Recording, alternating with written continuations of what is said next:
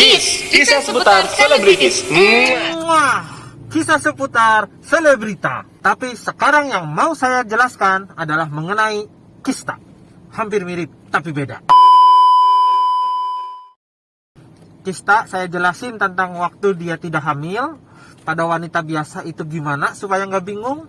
Sama satu lagi yang biasa ditanyain sama para teman-teman pasien saya adalah kista pada saat kehamilan.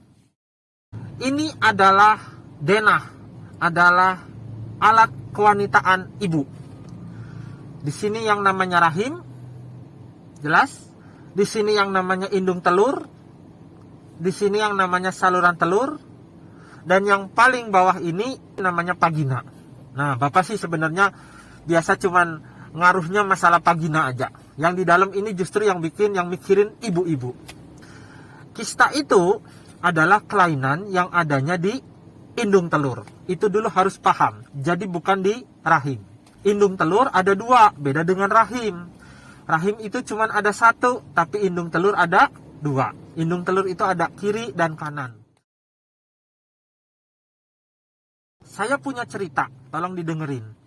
Indung telur ini, baik kiri maupun kanan, dia ibu bayangkan seperti kantong. Ada kantong kresek isi kelereng. Kelerengnya banyak. Kantongnya itu namanya indung telur, kelerengnya itu namanya sel-sel telur.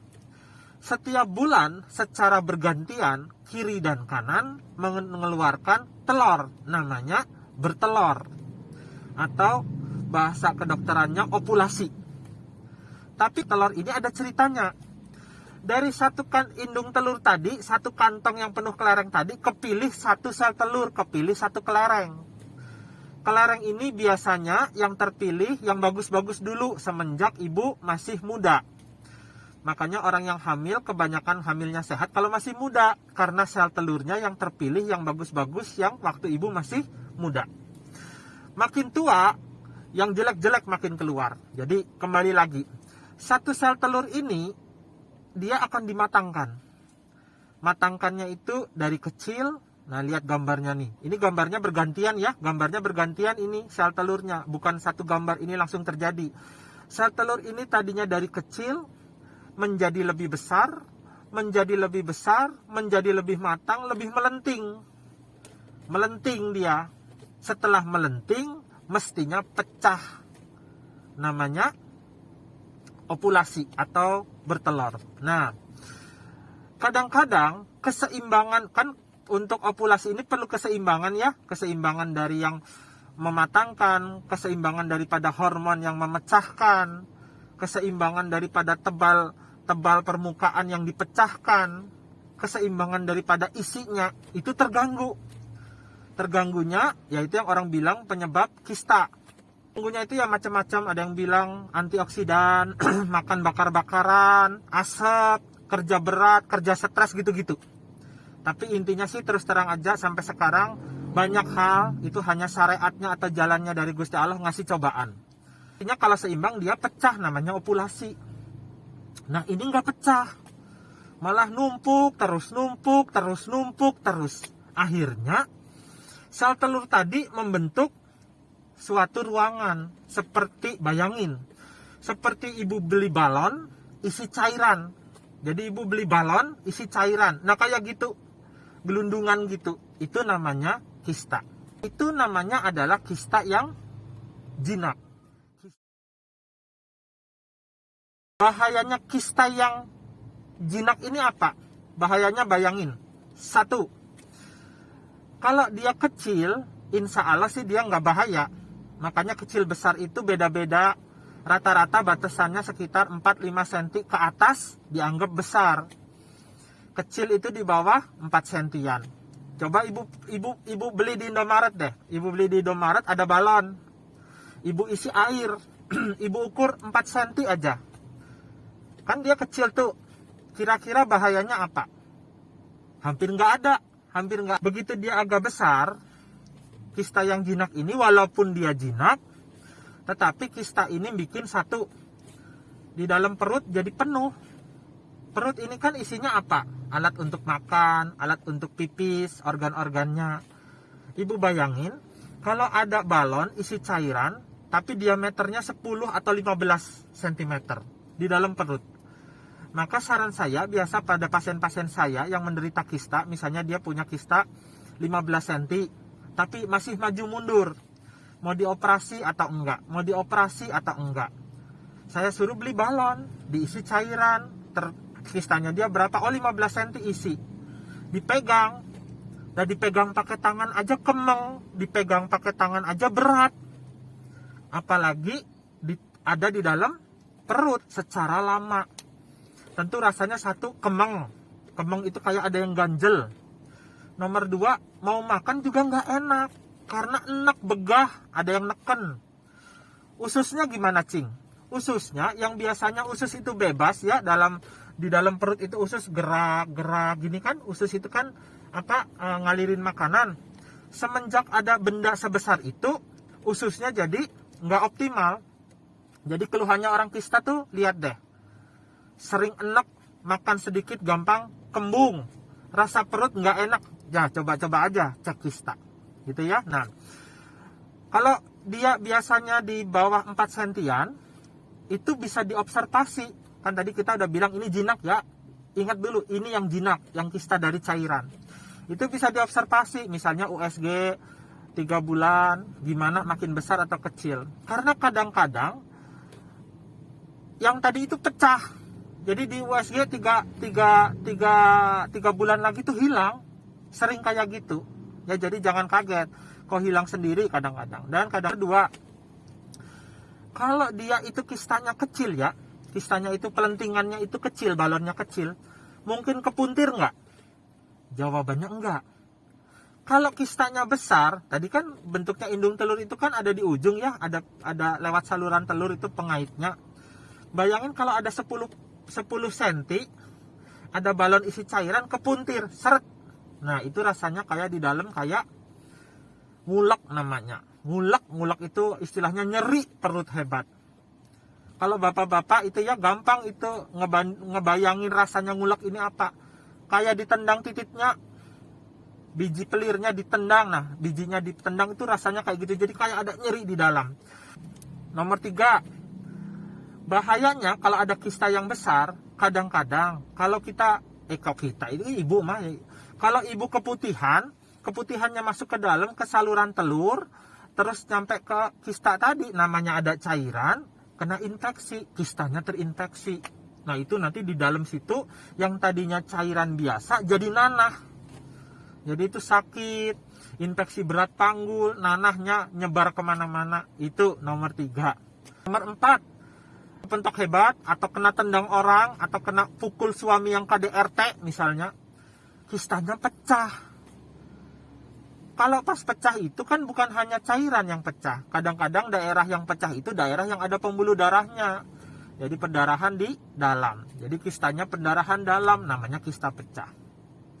Itu ya, jadi disarankan memang kadang-kadang kalau misalnya kistanya agak besar, itu dokter biasanya nyaranin tuh, ini sebaiknya dioperasi. Tapi ada kista yang masih bisa diobservasi, dipantau, bisa yang tadi itu, selama dia masih kecil, dipantaunya teratur, terus tidak ada tanda-tanda infeksi, kepuntir, atau kemungkinan perdarahan.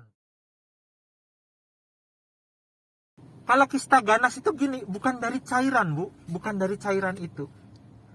Tapi tadi kan saya udah jelasin ya, ada indung telur. Indung telurnya ini tumbuh. Bayangin, indung telurnya tumbuh. Jadi jaringan dagingnya itu tumbuh. Lagi-lagi ini syariatnya Gusti Allah untuk ngasih cobaan. Tapi secara pendapat keilmuannya itu, kenapa bisa terjadi kayak gitu? Karena ketidakseimbangan antara gen yang mengontrol dia tumbuh sama gen yang harusnya menghambat. Kita itu kan dibikin sama Allah seimbang.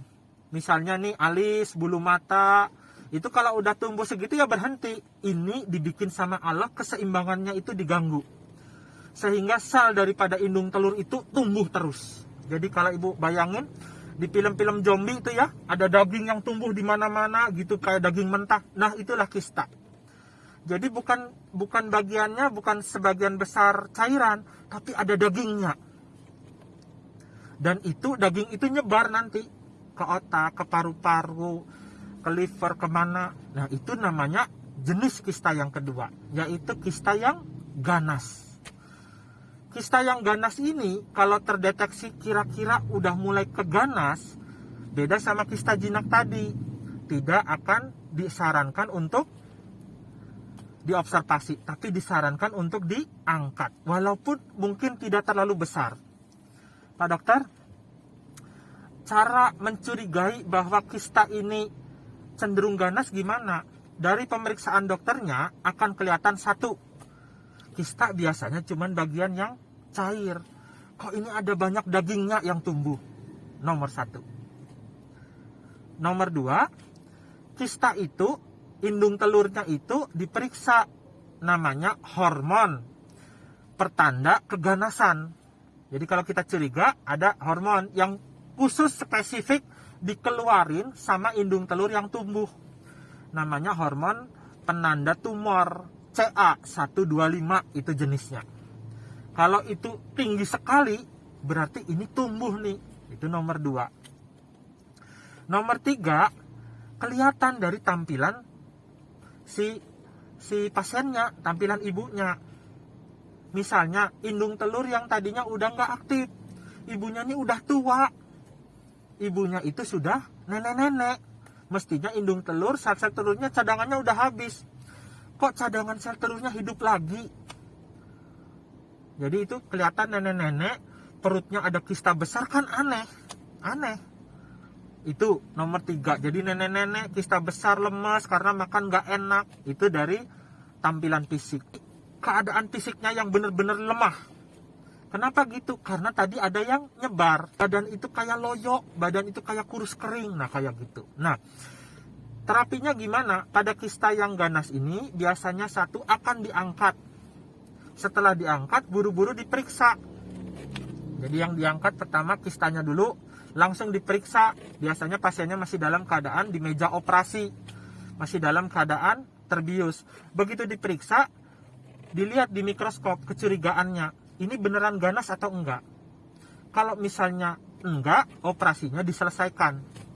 Tapi kalau misalnya ternyata dia kecurigaan ganasnya terbukti, operasinya dilanjutin, yaitu alat kandungan semuanya akan diangkat, karena biasanya kena juga nantinya. Jadi jelas ya. Nah, setelah ini sudah selesai, pasien sudah selesai operasi, jaringan tadi tetap diperiksa untuk menentukan.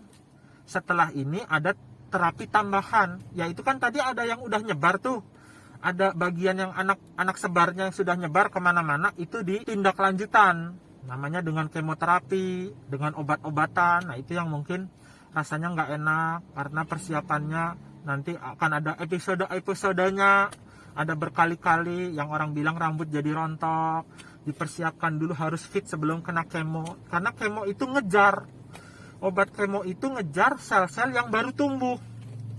Kenapa kok orang kalau di kemo jadi lemes? Karena obat-obat itu kadang-kadang kena ke bagian lain, sel darah merah yang kita perlukan jadi kena, karena sifatnya kadang-kadang hampir sama. Sel darah merah sama sel kanker sama-sama tumbuh terus, dibikin sama Allah. Bedanya sel kanker itu tumbuh terus nggak baik, sel darah merah memang diproduksi. Jadi kadang-kadang sel darah merah agak kena, sehingga dia lemes, anemia. Nah, oleh karena itu makanya persiapan kemoterapi ini nggak sembarangan. Biasanya nanti berseri-seri, nggak langsung jeblok dimatiin semua, nggak kuat badannya. Jelas ya? Kalau orang hamil ada kista, hamil itu ibu lihat, bayi kita itu adanya di mana? Adanya di dalam rahim. Kalau kista adanya di mana? Adanya di indung telur, yaitu di luar rahim. Jadi ada beda lokasi, istilahnya beda ruangan. Jadi nomor 1, Pak Dokter, apakah si indung telur kista indung telur ini akan ngeganggu ke pertumbuhan bayi? Jawabannya insya Allah tidak. Terus mengganggunya apa, Pak Dokter? Kalau ini kistanya besar ya, kalau kistanya kecil kan ruangan perut itu kan masih besar ya. Ada kista misalnya 3 cm, 4 cm, ruangannya masih besar. Tapi nanti makin besar kehamilan, rahim yang tadinya kecil, dia menjadi besar, memenuhi perut.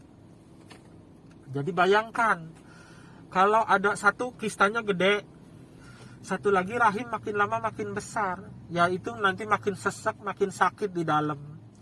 Makan juga nggak enak. Orang nggak ada kista aja, lagi hamil makannya udah enak, makannya udah nggak enak, takut kepuntir, takut infeksi, takut pecah, sebaiknya diangkat. Tapi kalau misalnya kecil, kemungkinan untuk kepuntirnya juga susah, ya nggak usah diapa-apakan, paling diobservasi. Kan setiap bulan ibu USG tuh. Nah sekarang ada pertanyaan lagi nih, Pak Dokter, kalau misalnya memang harus kelihatannya akan dioperasi, maka kapan ditindaknya? Namanya kita mau operasi kan kita akan ngutak-ngatik organ-organ tuh, yang ditakutkan kalau kita ngutak-ngatik rahim akan kontraksi. Kalau bayinya udah agak kuat, kan ibu tahu tuh ada kandungan yang masih masa kritis, ada kandungan yang sudah mulai kuat. Udah mulai kuat itu biasanya saat Gusti Allah ngasih dia ari-ari yang udah kuat. Biasanya di atas 16 minggu. Nomor 2, kalau rahim ini udah semakin besar, memenuhi perut, kista ini akan kedorong ke bagian belakang. Nah itu udah susah untuk ngambilnya, karena udah ketutupan sama rahim. Gimana caranya? Kan operasinya harus dari depan, nggak mungkin dari belakang, ada tulang segala macam. Itu biasanya sebelum 24 minggu. Jadi kalau timing operasinya sekitar minggu ke-16 sampai 24, itu jendela yang kira-kira cocok untuk operasi. Nah, oleh karena itu sebelum 16 minggu itu kalau bisa udah ditegakkan diagnosanya, apakah kista ini yang berpotensi harus diangkat atau tidak. Terus ada lagi pertanyaan, Pak Dokter, kalau kami memutuskan kista itu misalnya nggak terlalu besar, misalnya 5 cm gitulah, pas itu perbatasan antara besar enggak, kecil enggak, kita nggak mau operasi nih, karena kan ada seperti itu juga, nggak mau dioperasi, ya siapa tahu nanti pas lahiran mau sesar misalnya, kan sekalian bisa diangkat, bener ya? Nah jadi kan daripada operasi 2 kali gitu. Atau istilahnya kita nggak mau diangkat, kita tapi tetap mau coba lahir normal. Oke. Nomor 1, kalau nanti pas sesar dinilai bisa sekalian diangkat enggak? Kadang-kadang bisa, kadang-kadang bisa. Itu 1. Tapi janjian sama dokternya, dibaik-baikin. Istilahnya kan paketnya itu kan hanya untuk operasi. Nah kalau kita mah kadang-kadang ngebantuin, ya udah diangkat kistanya sekalian. Ya daripada operasi 2 kali nanti. Kalau lahir normal gimana Pak Dokter? Ada yang berbeda nggak? Jawabannya ada. Kalau lahir normal itu, Bu, kalau orang lahir itu ngeluarin bayinya itu ngedennya gimana? Ngedennya itu dibikin sama Allah, rahim itu kontraksi sendiri kok otomatis. Ya kan? Bener nggak? Ibu itu kan cuma ngeden bantuin doang waktu terakhir. Ngaku dah. Ibu itu ngeden karena nggak kuat lebih lama, dan kita juga ngerti. Gitu ya. Nah yang mau saya bilang tuh gini. Kadang-kadang kalau ngedennya itu susah, sering nggak ada penolong persalinan, baik ibu bidan atau bapak dokter, ada yang dorong tuh dari atas perut ibu untuk ngebantu ngasih tenaga supaya rahimnya lebih gampang ngeluarin. Nah itu harus dihindari. Itu ibu harus ngasih tahu sama penolong persalinan ibu, sewaktu nanti mau nolong persalinan bilang, saya pernah didiagnosa kista. Jadi nanti minta tolong Bu Bidan jangan dorong saya. Kalau kita memang bisa mules sendiri lahiran, ngeden sendiri lahir. Kalau nggak bisa jangan didorong, nanti pecah di dalam. Itu aja bedanya. Sekarang pertanyaan selanjutnya. Jadi ini udah pernah dioperasi karena ada kista dalam kehamilan. Waktu dia udah hamil 5 bulan udah diangkat. Pak Dokter, bisa nggak ini dicoba lahir normal? Tadi saya bilang kista adanya di indung telur. Kalau sesar, itu operasi yang membuka bagian rahim. Beda ya. Jadi orang yang bekas sesar tidak sama dengan orang yang bekas operasi kista waktu hamil. Orang yang pada operasi kista waktu hamil, hukumnya tetap sama dengan orang yang belum pernah operasi sesar. Terus ada sayatannya yang di luar itu cuma bikin takut doang. Dan itu biasanya mohon maaf ya, itu alasan daripada fasilitas kesehatannya itu karena takut aja dirujuk ke rumah sakit. Tapi nggak usah percaya bahwa itu harus sesar, tidak. Kalau ibu memang harus sesar, itu bukan karena bekas kistanya saja, mungkin karena alasan lain. Misalnya riwayat sesar, susah, bayinya gede, tapi bukan karena operasi kistanya. Sampai sini kira-kira jelas ya? Moga-moga semua yang saya bagi hari ini paling tidak ada gambaran, supaya kalau nanti ke dokter itu ada pengetahuan untuk diskusi jadi nyambung, baik mengenai kista maupun mengenai hamil dengan kista maupun kista yang ganas. Moga-moga ini ada manfaatnya. Moga-moga saya juga dapat kebaikan dari manfaat itu. Ya, saya minta tolong, kalau nggak nyusahin dah ini mah udah, tolong itu subscribe adalah sodakoh yang gratisan, nggak menghabiskan apa-apa. Jangan lupa belnya dipencet supaya kalau saya update lagi yang baru video, ibu-ibu dapat infonya. Makasih ya udah nonton. Kalau memang ada teman-teman yang perlu, bingung didiagnosa atau diponis kista, sebarin aja video ini. Walaupun yang membawakan nggak menjanjikan beginilah, paling nggak didengar-dengerin sambil bengong ada yang masuk. Gitu ya. Assalamualaikum warahmatullahi gimana sih Lob? Wabarakatuh. Gini ya.